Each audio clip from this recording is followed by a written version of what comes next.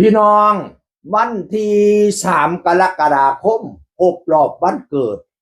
56 ปีเต็มอีเมเพญนภาพองพันธ์พี่น้องเอ๋ยสุขสันต์วันเกิดสำหรับตัวเองเราผ่านพ้นเรื่องราวดีๆแล้วก็แย่มามากมายโหดเร็วดีกว่าจะถึงจุดนี้ต่อไปวันข้างหน้าขอให้มีแต่สิ่งดีๆเข้ามาสุขภาพแข็งแรงปราศจากโรคภัยไข้เจ็บเด้อคุณเพญนภาพองพันธ์ นางจันเพ็ญแสงสุขว่าฉันชื่อเทนะนางจันเพ็ญแสงสุข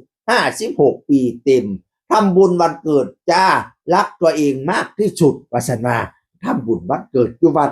แบบอีสานบ้านเฮาดีอยู่เราเห็นเราถ่ายลงนั่นน่ะไปถวายจังหันจังเพ็ญ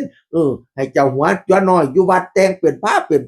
โอ้ยแบบไทยบ้านดีให้อีแม่ขอโอ้ยวันเกิดเจ้าข้าเจ้าเจริญเด้ออีแม่เพญนภาพองพันธ์น่ะนะแม่พญาแห่งอันหมอลำใจเกินร้อยบ่อยสิริชัยนั่นน่ะถึงบทรายก็ต้องราย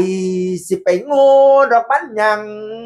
ภาษาคนสั่งบ่เคยงึดขึ้นมาโกงบ่มียานอาจารย์เพิ่นหนุนหลังให้คำโคมต้องเจ็บเสพสิมาหวานจอยต่อยตู่ค่อยเป็นบ่ก่อนนี่เป็นไวรอนอยู่เดินโตตัวไวรอนทางโซเชียลอีเมเพญนภาพองพันธ์พี่น้องเอ๋ยวันเกิดไกอยู่ดีมีไส้ให้แข็งแรงเด้อช่วงนี้นะเราอยู่บ้านอยู่เพราะว่าพอแล้วเบิดบุญกันหลังจากจัดเงินศพเมียนคาบแล้วแล้วก็ทำบุญอะไรเรียบร้อยแล้วบัดนี้ก็ต้องดูแลเกี่ยวกับเอกสารหลายอันหลายอย่างดินดอนต้นหญ้าเนาะหลายอันหลายอย่างหัวหน้าบ่อยสิได้ใช้ก็ว่าบ่ต้องห่วงเด้อให้มันแล้วเวียกแล้วงานก่อนจังมาพะนะว่านั่นน่ะแล้วก็เลยได้ฉลองวันเกิดอยู่บ้านเราล่ะทำบุญวันเกิดอยู่บ้านเราล่ะพี่น้องเอ่ยให้เจ้าแข็งแรงเด้ออีแม่เพญนภาเอ่ย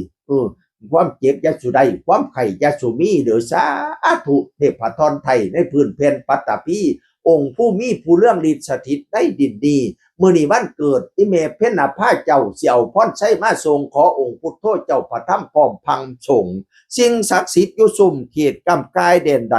ให้มาอวยพรใช้เดนั่งจันเพ็ญแสงสุขในวันนี้ให้มีอายุยืนยาวมันวันนั่งใสสีสองพละกำลังป้องไพ่ตองอย่าได้มีสุขีล้นกำลังค้นล้นลื่นอายุยืนฮอดลอยจนสิ้นศาสนาผู้เด้อแข็งแรงเด้อให้ร่ำรวยพร้อมคิดฮอดเงินให้ไหลมากองคิดฮอดทองให้ไหลมาเข้าเต็มกระเป๋าอึ้งตึงนอนหลับให้ได้เงินหมื่นนอนตื่นให้ได้เงินแสนย่างเกงแขนให้ได้เงินล้านออกจากบ้านให้ลมคุ้มเงินคุ้มค่ำเงินแสนให้ตกอยู่กลางบ้านเงินล้านให้ตกอยู่กลางเฮียนกินอย่าให้บกจกอย่าให้ลงอย่าได้บกเป็นหาดอย่าได้ขาดเป็นบ้างลำรวยหัวควายเต็มล้นตารางเฮียนเด้ออีแม่สาธุแข็งแรงพร้อมให้เจ้าแจ้งปันดาวให้เจ้าขาวปันไผ่ความเจ็บยาสุใดความไข่ยาสุมีเด้ออยู่กับลูกกับเต้าไปโดนเป็นแม่คู่เป็นแม่พญาอยู่กับบ่อยหมอลำใจเกินร้อยบ่อยที่นี่ใช้ไปโดนเด้อเป็นกกโคใหญ่กกให้หนาตุ้มลูกให้เป็นเงาตุ้มเต้าให้เป็นโค้งให้เป็นโค้งใบซักลักให้เป็นลักใบเกนเป็นให้เป็นแผ่นกระยุ่งมุ่งลูกมุ่งเต้าอยู่สอนลูกสอนเต้าไปโดนช่างคนเก่าเว้าสู่ฟังสวัสดีครับ